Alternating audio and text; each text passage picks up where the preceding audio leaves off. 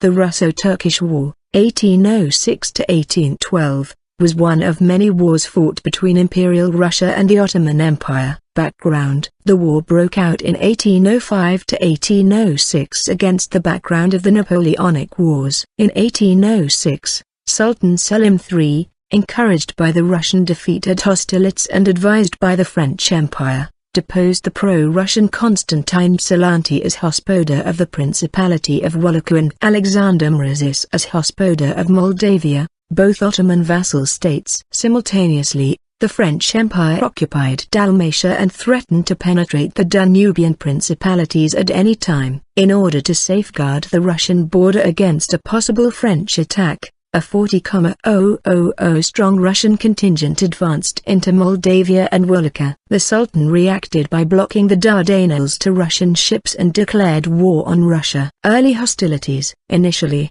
Emperor Alexander I was reluctant to concentrate large forces against the Ottoman Empire while his relations with Napoleonic France were still uncertain and the main part of his army was occupied fighting against Napoleon in Prussia. A massive Ottoman offensive aimed at Russian-occupied Bucharest, the Wallachian capital, was promptly checked at Austerlitz by as few as 4,500 soldiers commanded by Mikhail Miloradovich, June 2, 1807. In Armenia, the 7,000-strong contingent of Count Gudovich destroyed the Turkish force of 20,000 at Arpakai, June 18. In the meantime, the Russian Imperial Navy under Dmitry Senyavin blockaded the Dardanelles and defeated the Ottoman fleet in the Battle of the Dardanelles, after which Selim III was deposed. The Ottoman fleet was destroyed the following month in the Battle of Athos, thus establishing Russian supremacy on sea. Campaigns of 1808 to 1810. At this point the war might have ended, if it were not for the Peace of Tilsit.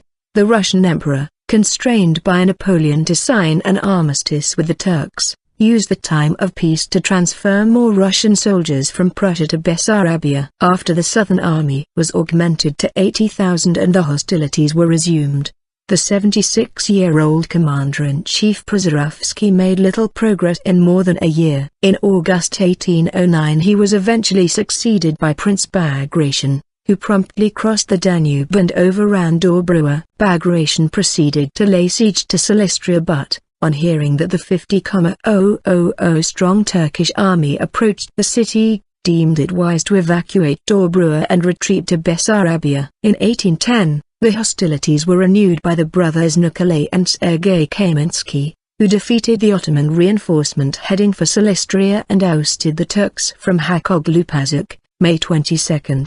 The position of Silistria now appeared hopeless, and the garrison surrendered on May 30. 10 days later, Kamensky laid siege to another strong fortress, Shumla. His storm of the citadel was repelled at great loss of life, and more bloodshed ensued during the storming of Rus on July 22. The latter fortress did not fall to the Russians until 9 September, after Kamensky's army had surprised and routed a huge Turkish detachment at Baytin on 26 August. On 26 October, Kamensky again defeated a 40,000-strong army of Osman Pasha at Vidin. Russians lost only 1,500 men, compared with 10,000 for their opponents. However, the young Kamensky caught a serious illness on February 4, 1811 and died soon thereafter, left the army under the command of Louis Alexander and Rolt de Lanneran. To this point, although the Russians had won many battles, they had failed to achieve any important victories that would force the Ottomans to end the war. Furthermore,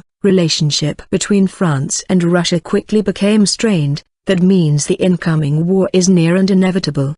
The Russian Empire found that she needed to end the Southern War quickly in order to concentrate on dealing with Napoleon. In such a situation, Tsar Alexander appointed his disfavored general Mikhail Kutuzov to be the new commander of the Russian force. Alexander might not like Kutuzov, but he needed Kutuzov's intelligence, his talent and his prestige in the army, where he was thought to be the direct successor of Suvorov.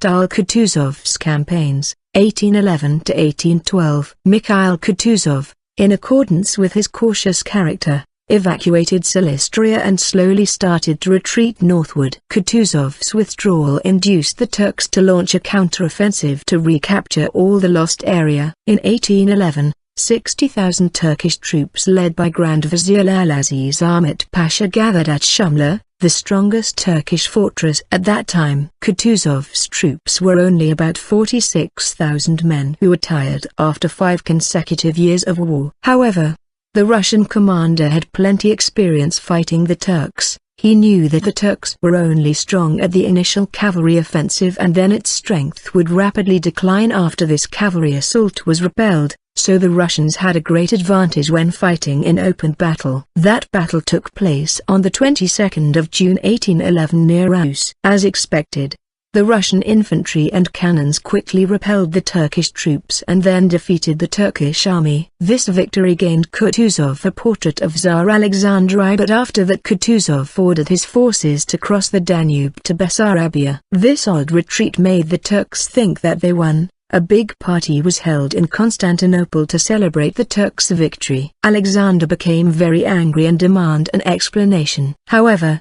Kutuzov had a secret plan behind that strange act and he decided to keep quiet for a while. Seeing that the Russians had retreated, the Turks prepared to launch a new attack. Several months later 70,000 Turkish troops led by Lalaziz Ahmet Pasha crossed the Danube River to assault the Russians. The main force, 50,000 personnel, garrisoned the West Bank, facing the Russian forces. The remaining 20,000 garrisoned at the East Bank, guarding the ammunition and provisions. On the night of the 2nd of November 1811 a separate Russian cavalry detachment secretly crossed the Danube and assaulted the East Bank Turkish troops, slew 9,000 troops and captured the remaining ones with all the Turks' provisions. The Russian casualties were low, about 25 cavalrymen and 9 Cossack troops killed in action. Right after that, all the Russian forces attacked and quickly encircled the main Turkish army on the left bank. Kutuzov then received information that Lalaziz Ahmet Pasha was trying to escape the encirclement himself.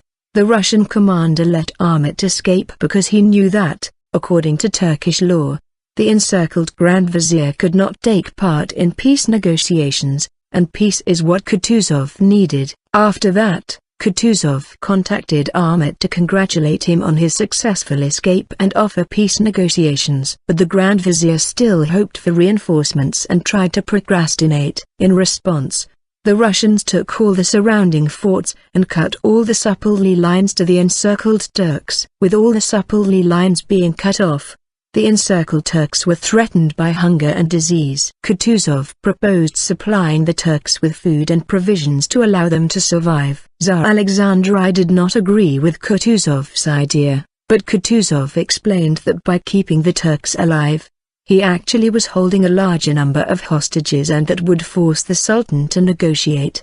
The plan was successful and on the 28th of May 1812 the Treaty of Bucharest was signed. Aftermath. According to the treaty, the Ottoman Empire ceded the eastern half of Moldavia, which became known as Bessarabia, to Russia, despite the fact that Moldavia was supposed to be protected. This really made Russia a new power in Danube area with great economically, diplomatically and militarily profitable frontier. Russia also gained considerable land in the Transcaucasian, nowadays located in the western part of Georgia. The treaty was approved by Alexander I of Russia on June 11, just 13 days before Napoleon's invasion of Russia commenced, that allowed many of the Russian soldiers in the Balkans to be brought back in time for the expected attack of Napoleon.